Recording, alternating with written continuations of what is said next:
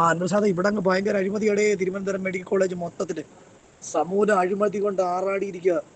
Thiruvananthapuram medical college നമ്മൾ ഈ social മീഡിയയിലൊക്കെ കാണുന്നില്ലയോ? അത് വാസ്തവം തന്നെ. അത് മനസ്സിലായില്ലയോ? കണ്ണൂര് ഒരു ഹോസ്പിറ്റലിനകത്ത് കയറി ഒരു ഡോക്ടറെയും 12 സിസ്റ്ററും കയറി കൈകാര്യം ചെയ്തില്ലേ ഒരു പിതാവ്. അതൊക്കെ അവനവന്റെ മാനസിക ധർമ്മത്തിനനുസരിച്ച് ചെയ്തു പോകുന്നത്. അത് കറക്റ്റാണ്. കാരണം ആ രീതിയിൽ തിരുവനന്തപുരത്തോട് ചെയ്ത് വെക്കേണ്ടതായിട്ട് കൂടി കാര്യങ്ങൾ വന്നു ചേർന്നിരിക്കുക. ഒരു മനുഷ്യൻ വന്ന് എന്തെങ്കിലും ചോദിച്ചു കഴിഞ്ഞാൽ, ആ ഹോസ്പിറ്റലിനെ സംബന്ധിച്ച് എന്തെങ്കിലും ഡീറ്റെയിൽസോ എന്തെങ്കിലും അറിയേണ്ട കാര്യങ്ങൾ ചോദിച്ചു കഴിഞ്ഞാൽ ഒരക്ഷരം ശബ്ദിക്കത്തില്ല. ഒരക്ഷരം അവർ മറുപടി പറയത്തില്ല. നമ്മൾ യൂണിഫോം ഇട്ടിരിക്കുന്ന ഒരാളിനോട് നമ്മളൊരു കാര്യം നമ്മൾ അറിയാൻ വേണ്ടി ചോദിച്ചാൽ നായക നോക്കുന്ന കണ്ണുകൊണ്ട് പോലെ അവർ നോക്കാൻ ശ്രമിക്കത്തില്ല. ഒന്ന് തിരിഞ്ഞു പോലെ നോക്കത്തില്ല. ഒരു മറുപടി പിന്നീടാകട്ടെ പറയത്ത് പോലുമില്ല. ഇവിടെ കൈക്കൂലിയുടെ ഏറ്റവും വലിയ ബഹളം. ഞാൻ ഈ ആശുപത്രിയിൽ ഞാനിവിടെ വന്നിട്ട് വെള്ളിയാഴ്ച രാത്രി ഞാനിവിടെ വന്ന എമർജൻസി ആൻജിയോഗ്രാം ചെയ്യുന്നതിന് വേണ്ടിയിട്ട്. മനസ്സിലായില്ലയോ? എമർജൻസി ആൻജിയോഗ്രാം ചെയ്യുന്നതിന് വേണ്ടിയിട്ട് ഇവിടെ വന്നിരുന്നത് വെള്ളിയാഴ്ച വൈകിട്ട്. ശനി, ഞായർ, തിങ്കൾ, ചൊവ്വ, ബുധൻ. ഇന്ന് ബുധൻ.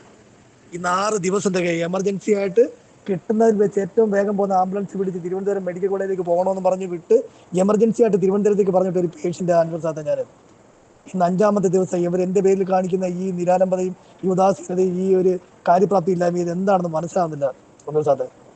ഇതിനിടയ്ക്ക് എന്നെ പരിശോധിക്കാൻ പറ്റുന്ന റൗണ്ട്സിൽ തന്നെ പരിശോധിക്കാൻ പറ്റുന്ന ഡോക്ടറിനോട് ഞാൻ പലതവണ ചോദിച്ചു, എനിക്ക് എൻ്റെ പേരിലുള്ള ഈ ചികിത്സ എപ്പോൾ നടക്കും എന്നുള്ളത്. അവർക്ക് ഒരു കാരണവശാലും യാതൊരുവിധ ഐഡിയ ഇല്ല. ഐഡിയ ഇല്ല. ഇവരിനി കൈക്കൂലി വാങ്ങിച്ചുകൊണ്ടാണോ ഇവരിങ്ങനെയൊക്കെ ചെയ്യുന്നതെന്ന് പോലും അറിയത്തില്ല. ആ രീതിയിലുള്ള സംവിധാനത്തിലേക്ക് കാര്യങ്ങൾ പോയിക്കൊണ്ടിരിക്കുകയാണ്. ഒരു എക്കോ എടുക്കുന്നതിനും പിന്നെ നമ്മുടെ ഈ ഒരു കേസ് ഞാൻ പറഞ്ഞു, എൻ്റെ പേര് ഞാൻ പറഞ്ഞു, അതിനെടുക്കുന്നതിലൂടെ 5 ദിവസം എമർജൻസി പേഷ്യൻറ്റിനെ കൊണ്ട് അവിടെ കൊണ്ടിരിക്കുക. തിരുവനന്തപുരം എന്നുള്ള ഒരു നാട്ടിൽ സാധാരണ ഒരു കുടുംബത്തിൽപ്പെട്ട 2 പേര് അവിടെ നിൽക്കണമെങ്കിൽ ഒരു ദിവസം പ്രതിദിനം എത്ര രൂപ ചിലവാകുമെന്ന് അനുഭവത്തിന് അറിയാം.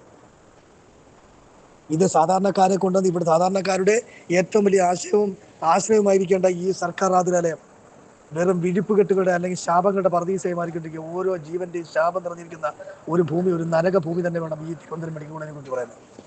എന്തു അനുഭവത്തെ ഞാൻ കറക്റ്റായിട്ട് അടിപിന്നകത്ത് വന്ന് വീണുപോയി. അത്രയേ ഉള്ളൂ. അടിപിന്നകത്ത് ഞാൻ വന്ന് വീണുപോയി.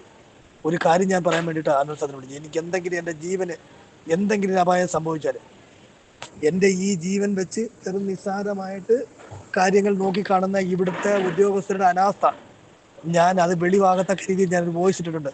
ഈ വോയിസ് അഥവാ എൻ്റെ ജീവൻ എന്തെങ്കിലും സംഭവിച്ചു കഴിഞ്ഞാൽ, ഇവരുടെ ഈ ഒരു ഉദാസീനത കൊണ്ടും ഈ ഒരു അലംഭാവം കൊണ്ട് എൻ്റെ ജീവൻ എന്തെങ്കിലും ഒരു ഭീഷണി എന്തെങ്കിലും ഒരു ആപത്തോ സംഭവിച്ചാൽ അന്വസാദ ആ വോയിസ് എൻ്റെ വോയിസ് റെക്കോർഡ് ഞാൻ നിനക്ക് അയച്ചു തരുന്നുണ്ട്. അതുകൊണ്ട് ഈ പുറം ലോകത്തെ അറിയിക്കണം. ഓക്കെ.